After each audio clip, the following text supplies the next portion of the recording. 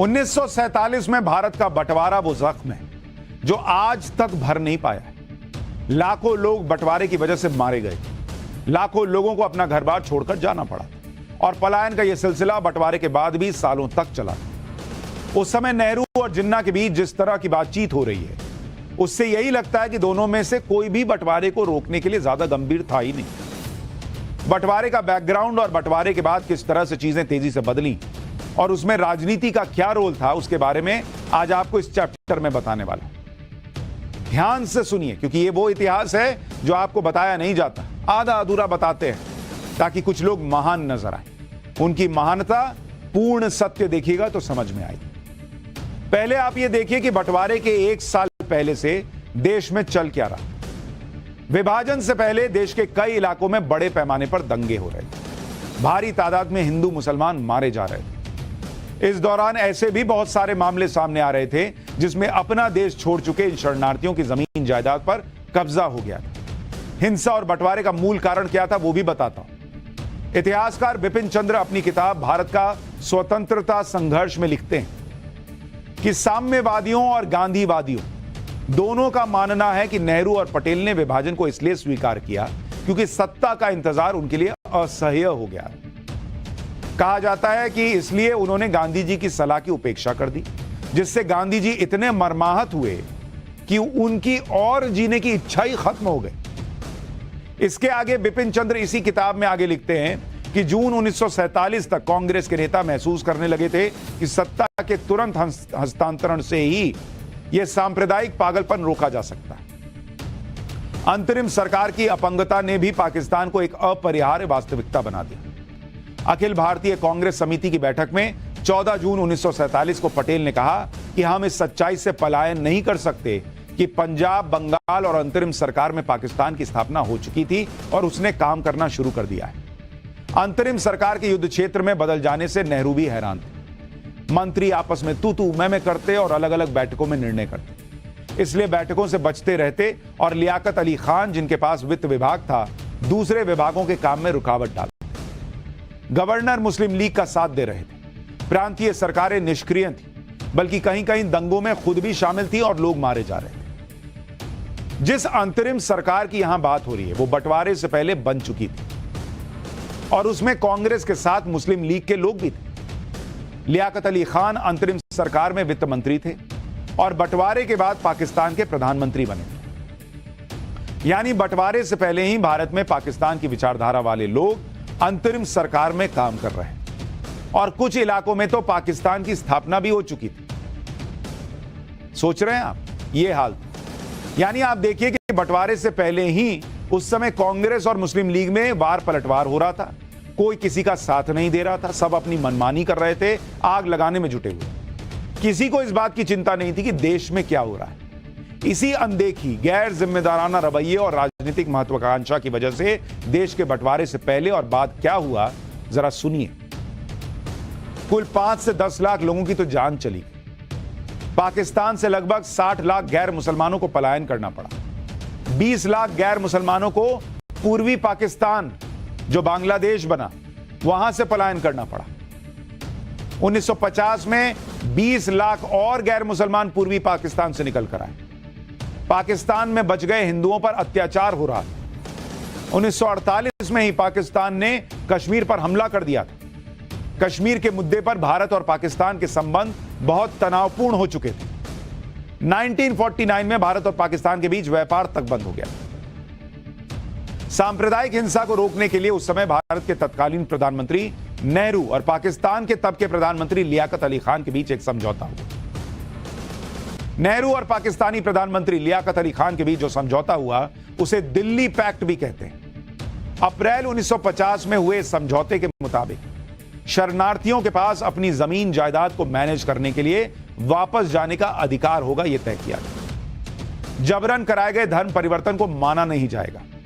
अगवा महिलाओं को वापस उनके रिश्तेदारों के हवाले किया जाएगा। दोनों देश अल्पसंख्यक आयोग का गठन करेंगे और इस समझौते का उस वक्त पर भारी विरोध भी हुआ। विरोध करने वाले नेताओं का मानना था कि पाकिस्तान ऐसा कोई भी समझौता नहीं मानेगा। पाकिस्तान इस समझौते का इस्तेमाल सिर्फ भारतीय नागरिकों को परेशान करने और उनकी जमीन हड़पने के लिए करेगा। इससे भारत को बहुत बड़ा नुकसान होगा। लेकिन नेहरू कहां किसी की सुनते थे। नेहरू लियाकत समझौते का उस वक्त हिंदू महासभा ने विरोध किया था। हिंदू महासभा के नेता डॉक्टर श्यामा प्रसाद मुखर्जी ने इस समझौते के विरोध में क्या कहा था वो आपको आगे बताऊंगा। लेकिन पहले ये देखिए कि नेहरू लियाकत समझौते पर इतिहासकारों का क्या कहना है। ढाका के अर्थशास्त्री अबुल बरकत की एक स्टडी के मुताबिक नेहरू लियाकत समझौता इतना खराब था कि इस समझौते की वजह से अब तक पलायन जारी है। 1964 से लेकर 2013 तक करीब 1 करोड़ 13 लाख हिंदुओं को बांग्लादेश छोड़ना पड़ा। यह समझौता नेहरू ने किया। बांग्लादेश से हिंदुओं के पलायन की बड़ी वजह नेहरू लियाकत समझौते को माना जाता है और इसी का विरोध श्यामा प्रसाद मुखर्जी कर रहे थे। डॉक्टर श्यामा प्रसाद मुखर्जी इस समझौते को हिंदू विरोधी मानते थे, जो समझौता नेहरू ने किया। समझौते के विरोध में श्यामा प्रसाद मुखर्जी ने नेहरू मंत्रिमंडल से इस्तीफा तक दे दिया था। श्यामा प्रसाद मुखर्जी ने उस समय नेहरू सरकार में उद्योग मंत्री का पद संभाला हुआ था, उसे छोड़ दिया उन्होंने कि ये क्या आप हिंदू विरोधी काम कर रहे हैं नेहरू जी, और उन्होंने इस्तीफा दे दिया। श्यामा प्रसाद मुखर्जी ने समझौते को मुस्लिम तुष्टीकरण वाला समझौता बताया। वही आरोप जो आज कांग्रेस पर लगता है मुस्लिम तुष्टीकरण का, वो उस जमाने में भी नेहरू जी पर लगा कि आप तो हिंदुओं की अनदेखी कर रहे हैं। श्यामा प्रसाद मुखर्जी का मानना था कि नेहरू सरकार ने पूर्वी पाकिस्तान यानी आज का बांग्लादेश, वहां के हिंदुओं के अधिकारों को नजरअंदाज किया। श्यामा प्रसाद मुखर्जी ने कहा था कि नेहरू की नीतियां गलत हैं। वक्त बता देगा कि नेहरू ने हिंदुओं के साथ छल किया, धोखा दिया है नेहरू ने। नेहरू लियाकत समझौते को लेकर श्यामा प्रसाद मुखर्जी और नेहरू के बीच संबंध पहले जैसे नहीं रह गए। नेहरू सरकार से इस्तीफा देने के बाद ही श्यामा प्रसाद मुखर्जी ने जनसंघ की नींव रखी। जनसंघ से भी नेहरू बहुत चिढ़ते थे। एक बार संसद में नेहरू और श्यामा प्रसाद मुखर्जी के बीच जनसंघ को लेकर बहस भी हुई थी। तब नेहरू ने कहा था कि I will crush the Jansangh, यानी मैं जनसंघ को कुचल के रख दूंगा। इस पर श्यामा प्रसाद मुखर्जी ने कहा था कि I will crush this crushing mentality, यानी मैं इस कुचलने वाली मानसिकता को कुचल दूंगा। बंटवारे के बाद नेहरू की नीतियों का असर सिर्फ हिंदुओं पर ही नहीं हुआ। बंटवारे के बाद पाकिस्तान के पंजाब से भारत आने वाले सिख शरणार्थियों के साथ नेहरू ने क्या किया था वो जानकर आप हैरान रह जाएंगे। इसके बारे में पत्रकार दुर्गादास जी ने अपनी किताब में बताया। पत्रकार दुर्गादास को शरणार्थियों के पुनर्वास के लिए बनी गैर सरकारी कमेटी के संयोजक के तौर पर बनाया गया था। कमेटी में पंजाब नेशनल बैंक के चेयरमैन योधराज और लाहौर हाईकोर्ट के पूर्व जज बख्शी टेकचंद भी थे।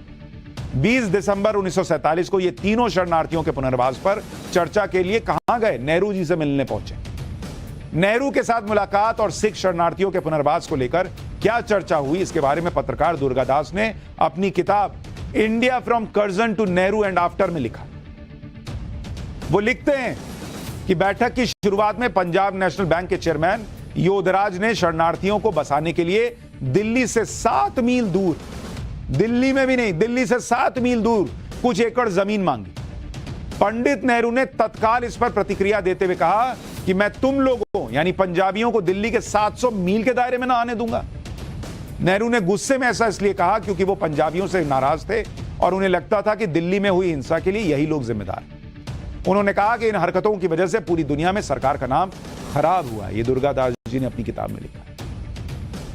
इसी तरह से दलित शरणार्थियों को लेकर नेहरू की नीतियों पर भी कई बार विवाद हुआ, जिसके बारे में खुद डॉक्टर भीमराव अंबेडकर अलग राय रखते थे। बाबा साहब अंबेडकर के लेखों के संकलन डॉक्टर बाबा साहब Ambedkar writings and speeches volume 17 part 3 के मुताबिक 27 अक्टूबर 1951 को जालंधर में एक रैली हुई जिसमें डॉक्टर भीमराव अंबेडकर ने कहा कि पाकिस्तान से दलितों को निकाल कर लाने के लिए मैंने, यानी डॉक्टर अंबेडकर कह रहे हैं कि मैंने नेहरू से कुछ करने के लिए कहा, लेकिन नेहरू ने कुछ नहीं किया।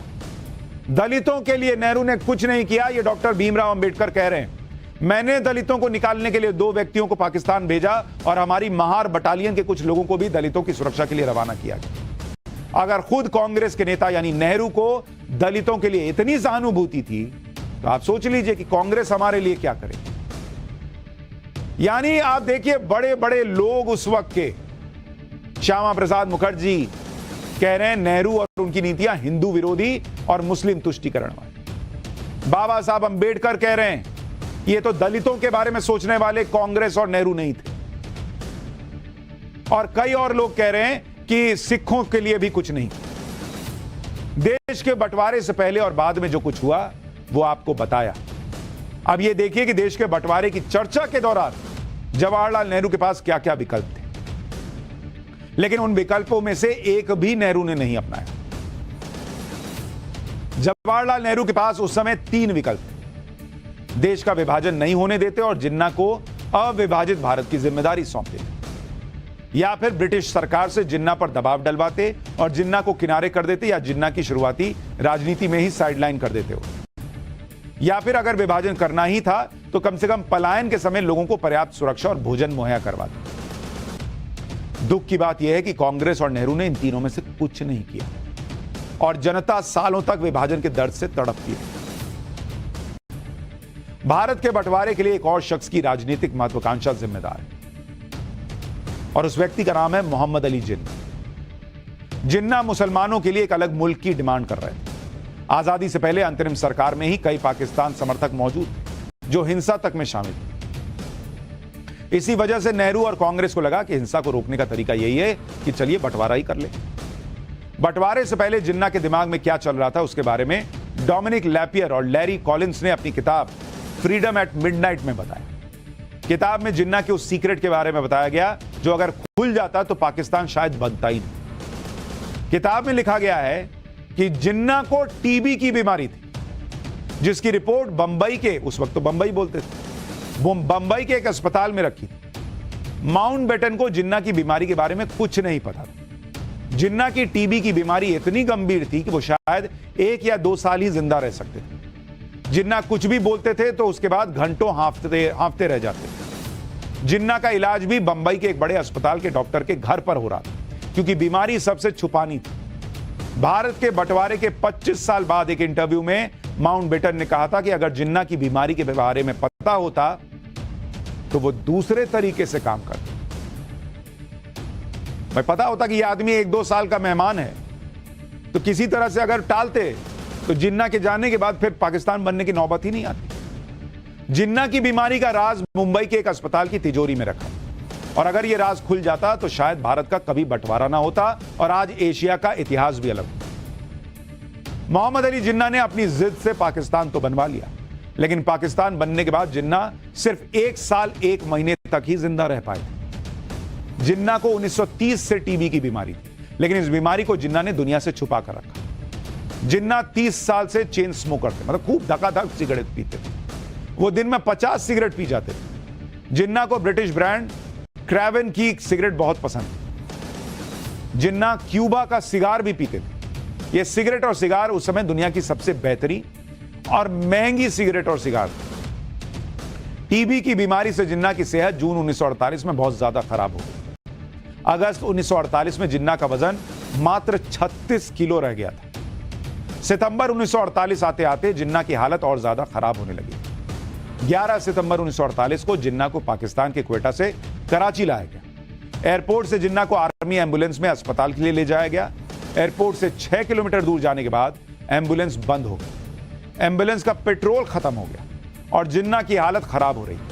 काफी देर बाद एक एम्बुलेंस आई और जिन्ना को उससे गवर्नर जनरल हाउस पहुंचाया गया। गवर्नर जनरल हाउस पहुंचने के बाद जिन्ना सिर्फ 4 घंटे जिंदा रह पाए और 11 सितंबर 1948 को जिन्ना की मौत हो गई। यानी 15 अगस्त 1947 को भारत आजाद हुआ और 11 सितंबर 1948 को जिन्ना की मौत हो गई। और यही बात कही जाती है कि अगर पता होता कि जिन्ना इतने कम दिन के मेहमान हैं तो शायद भारत का बंटवारा ही नहीं। लेकिन इतिहास में जो बातें दर्ज हैं अब वो बदली तो नहीं जा सकती, लेकिन सच बताई तो जा सकती हैं, जो हम पाठशाला में कर रहे हैं। पाठशाला में अब साइंस की क्लास, और इसमें